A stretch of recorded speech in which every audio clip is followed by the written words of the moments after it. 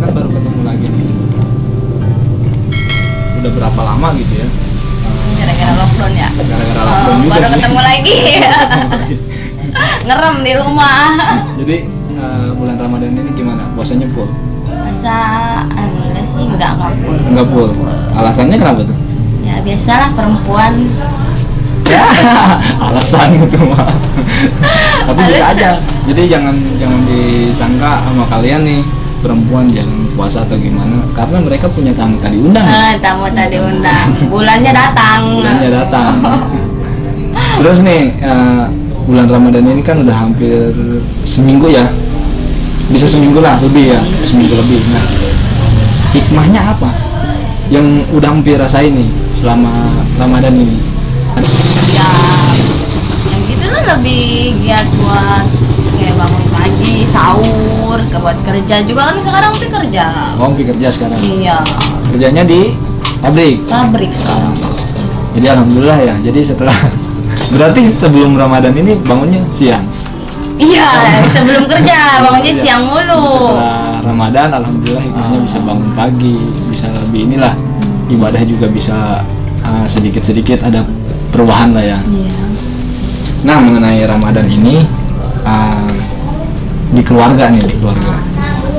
Apa yang Empi rasain nih di keluarga Empi sekarang?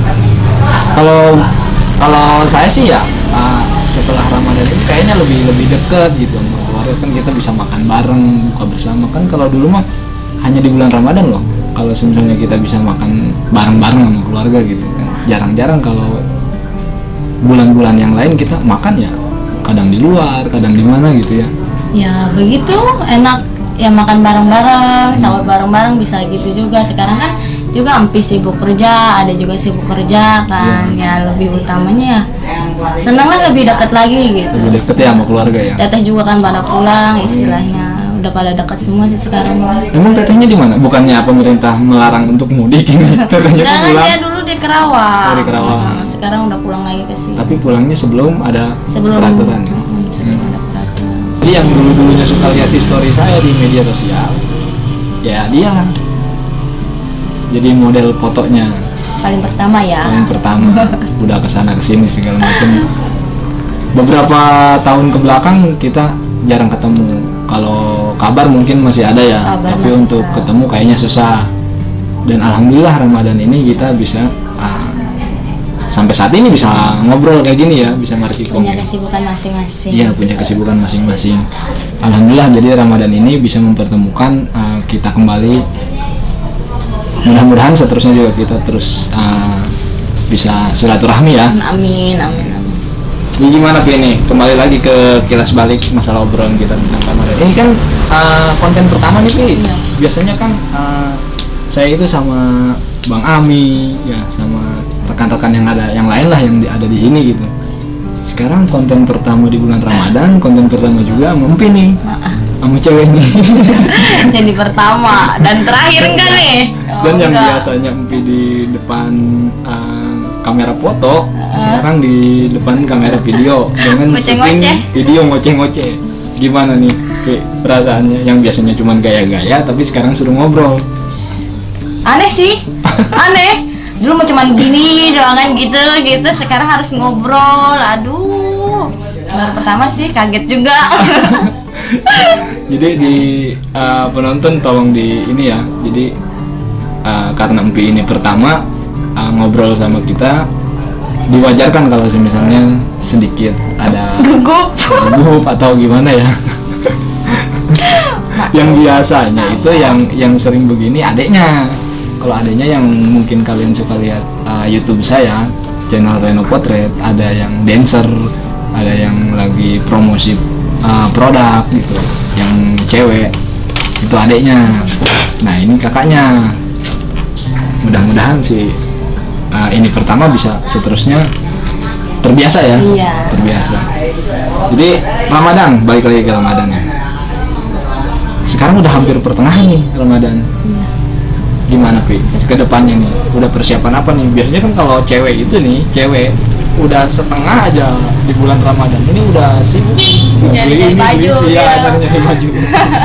Kalau enggak sih masih sibuk kerja, masih yang utama kan tapi sibuk mikirin orang tua aja mah itu aja sih.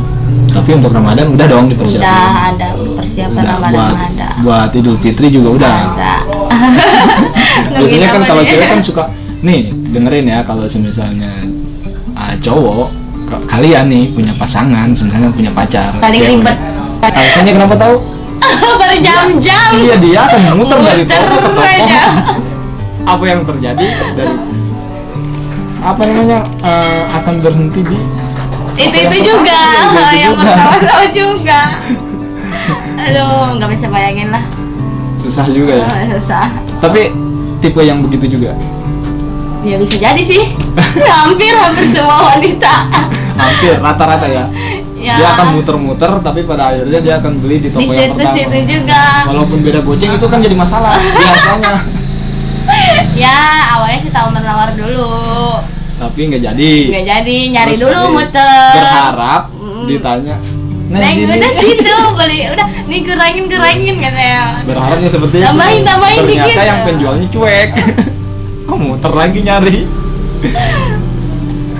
Jadi tipe seperti itu juga semua rata-rata. Semua kali ya rata-rata. Tapi setahu saya sih kalau cowok enggak kayaknya. Dia lebih nyari toko yang simple, yang udah nggak ada bisa tawar menawar biasanya kebanyakan. Termasuk saya paling malas kalau belanja ke tempat yang seperti itu. Jadi saya datang ke toko udah ada harga merek itunya, udah masuk beli balik lagi. Tapi kalau nganter cewek di sini, wah kayaknya ini balik lagi ke sini, nawar lagi ke sini, nawar lagi. Yang dibeli nanti di toko pertama juga ya. Iya benar Padahal beda banget. goceng. Mau beda 2.000 juga di situ-situ aja. Iya. Tapi keluarga udah dibeliin semua. Kalau itu jangan nggak sih menjadi pertanyaan ya. Dulu deh, ngopi dulu. Tapi biasanya kan orang tua suka nanya, kapan beli ini, kapan beli itu gitu. Nanya sih. Nanya, udah. Nanya. Belum Belinya. Karena nungguin THR. jangan ngomong THR-nya sedih. Ini ya sedih. Nggak dapet emang. Nggak dapet. Oh nggak dapet. Itu juga belum tahu sih dapat apa enggaknya. Jadi nggak punya THR kita deh. Jadi kebanyakan orang yang kerja di, apalagi kemarin udah ada keputusan dari ini ya, dari menteri kalau nggak salah ngumumin THR wajib dikeluarkan. Kayaknya kalau ada yang nggak ngeluarin THR Di demo. bisa jadi. Demo gede-gede kan. Soalnya kan pemerintahan juga katanya THR itu mau dikeluarin cuman separohnya doang. Enggak semua. Bukannya tahun lalu juga seperti itu?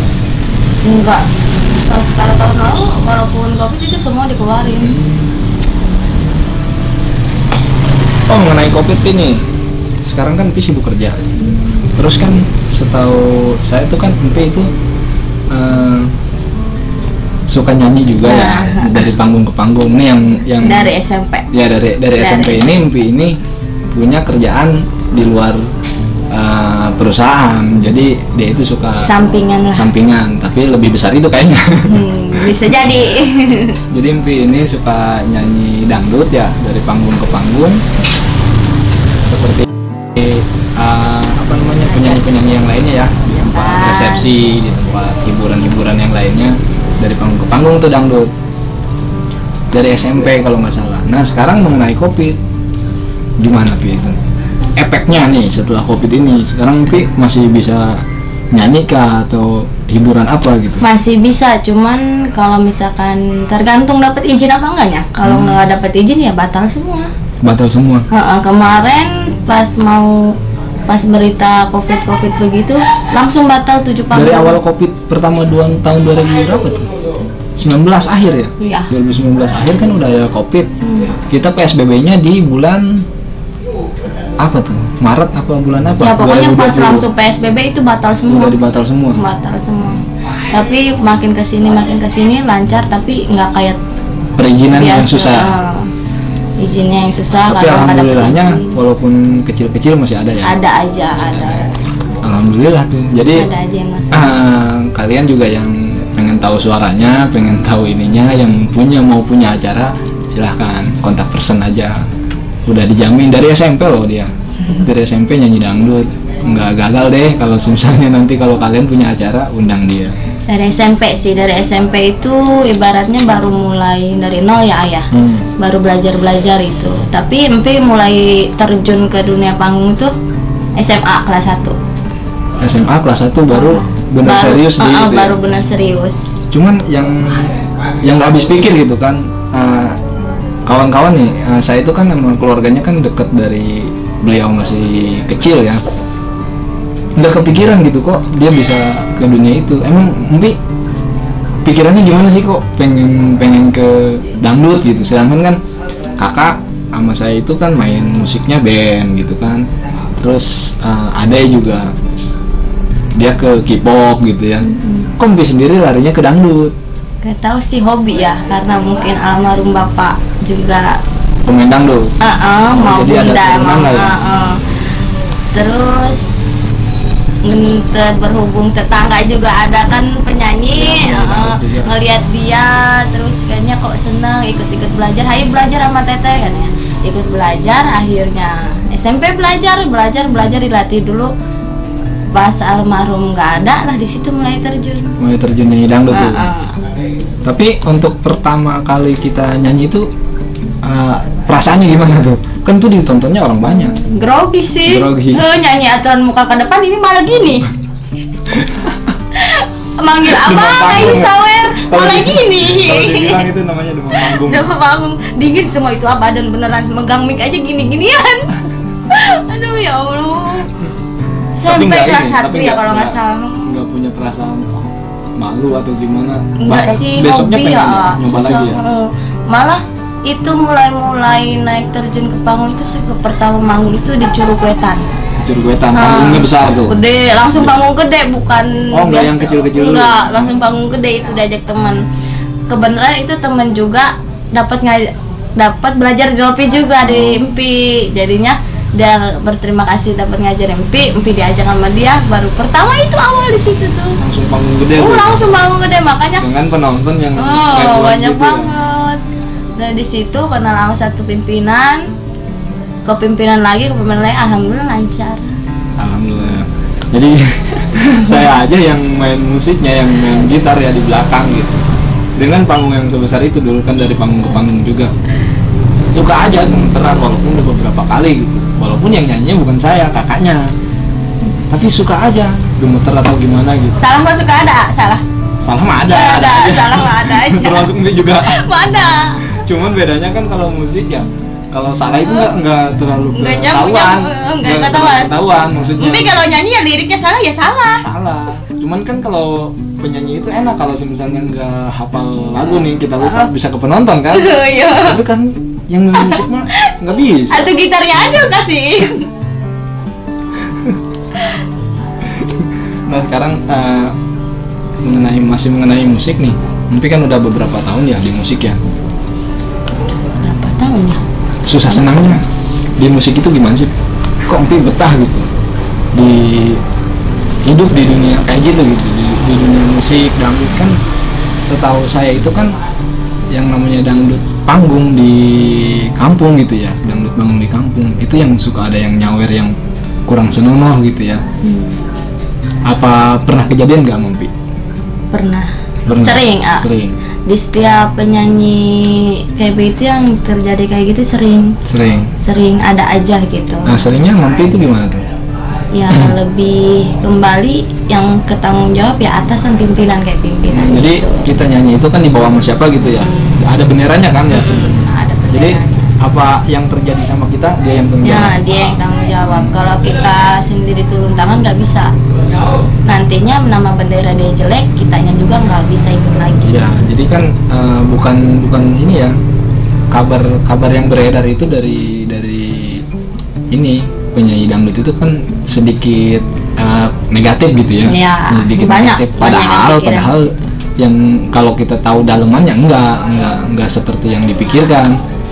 Cuman yang suka sawer atau gimana gitu nganggapnya penyanyi dangdut mah bisa diginiin, bisa digituin gitu kan. Kalau kayak gitu sih tergantung penyanyinya. Kalau misalkan penyanyi yang terlalu erotis nanggapin yang nyawernya mungkin bisa dianggap seperti itu. Kalau penyanyi yang nggak biasa mungkin bahkan yang nyawernya pun nganggap kita sopan. Ya, tapi yang suka nyawer itu kan kebanyakan orang yang suka minum dulu kan, minum dulu pasti. Dalam di luar pikiran dia, di negatif pikiran dia gitu. Itu mah dia pengen gini, pengen gitu sama penyanyinya gitu. Padahal dia ditonton orang banyak. Nah, kejadian apa yang benar-benar udah kejadian sama Empi gitu di sisi apa namanya kayak gitunya?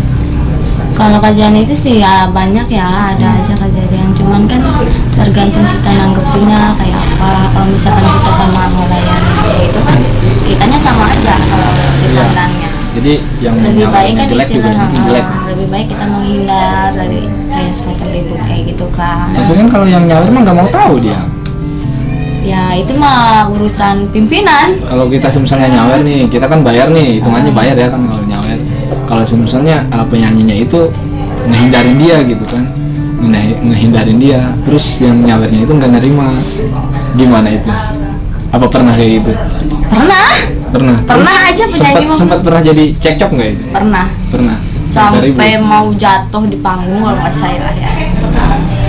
Nah kan namanya dulu kan mungkin namanya orang belum tahu ke ibaratnya masih takut gitu loh ayah. Iya. Kayak takut lah namanya baru pertama ya. Dulu masih takut. Kalau sekarang kita jabanin.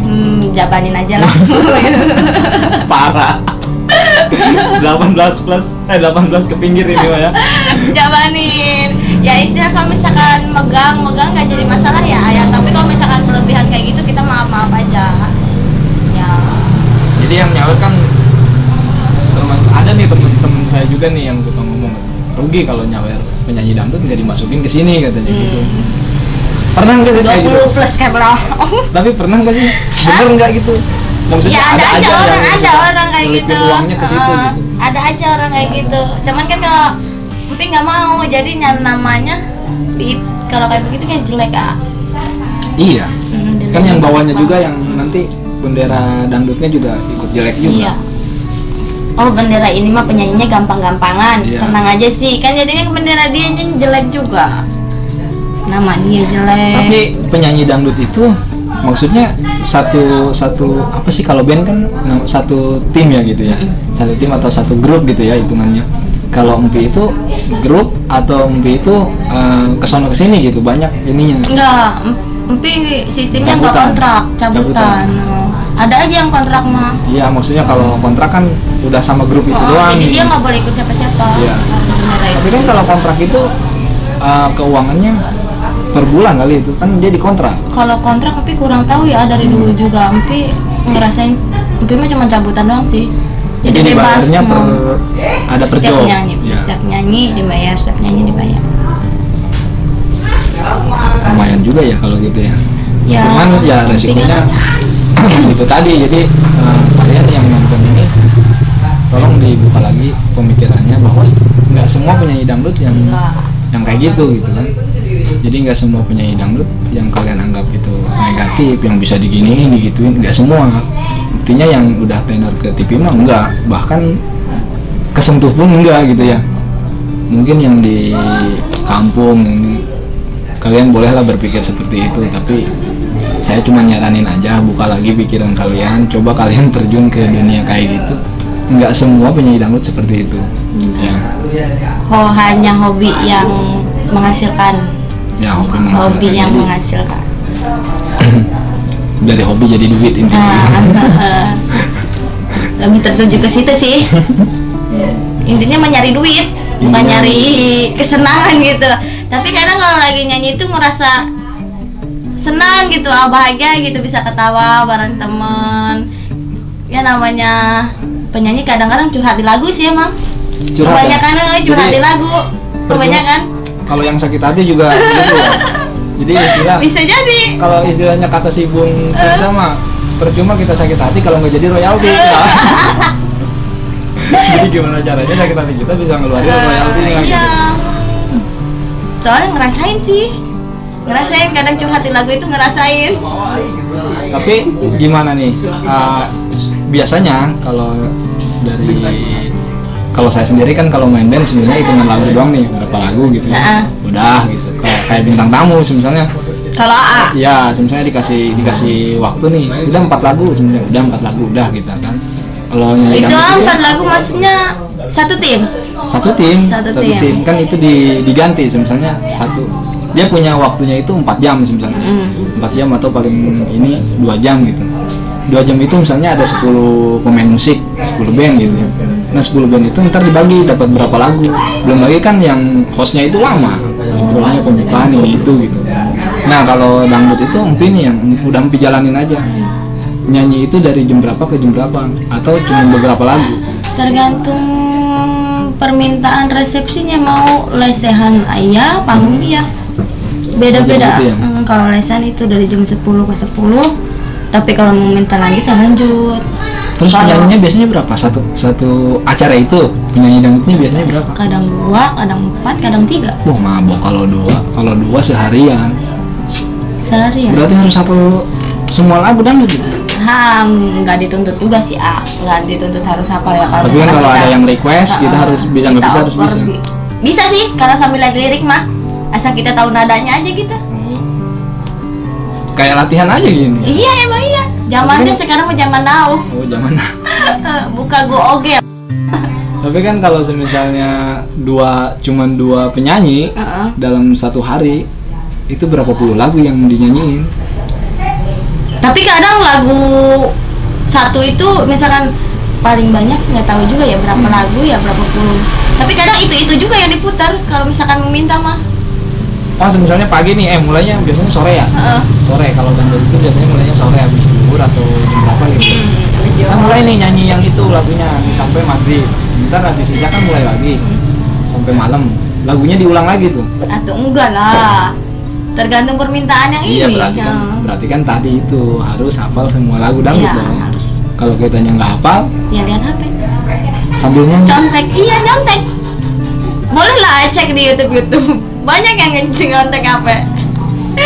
Masa nyanyi sambil lihat HP? kayak Bisa gitu? kan kadang enggak. Terus yang nyawernya gimana? Kadang kan kita nggak selalu lihat HP, ada yang dihafalnya, ada yang nggak hafalnya gitu. Gitu, jadi kayak gitu sulit juga untuk jadi penyanyi dangdut ya. Mau jajal, ayo.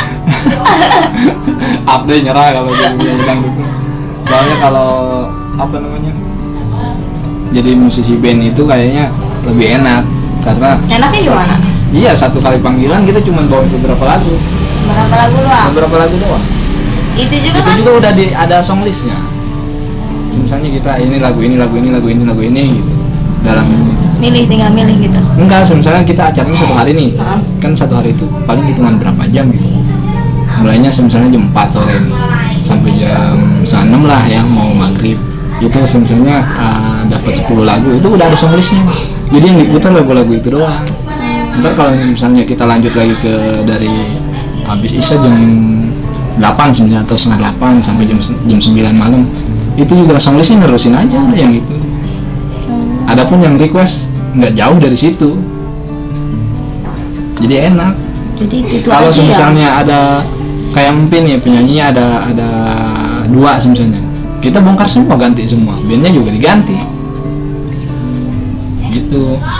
Jadi band mah kayak bintang tamu, ini 4 lagu, ini 4 lagu, ini 4 lagu udah gitu. Tapi nggak tahu ya kalau yang sekarang kan banyak yang terjun ke wedding, banyak yang ke akustik gitu. Kalau akustik ke band wedding kayaknya juga sama kayak Empin, harus hafal semua lagu yang ada.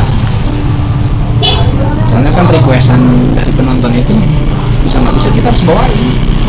Sama sekarang mah Sama yang lain. sekarang kalau berhubung saya sekarang udah pensiun gitu. Boleh cek ada di video di YouTube saya yang ada judulnya History of apa ya, Trimanja kalau nggak salah. Ada cerita perjalanan dari awal terbentuknya Trimanja sampai kenapa vakum, ada di situ ceritanya. Ada. Ada ceritanya ada. Jadi boleh ditonton mulai dari ketemu sama kakaknya, ceritanya ada, mulai ketemu sama drummernya, ketemu sama ini ada. Ketemu sama Opi nggak dibikin? Nggak dibikin. Oh, enggak. Orang ini baru ketemu lagi. Langsung Ramadan. Balik lagi kita nih, Pi. Kan sekarang nyanyi dangdut itu udah di apa namanya? Ramadan ini di ya.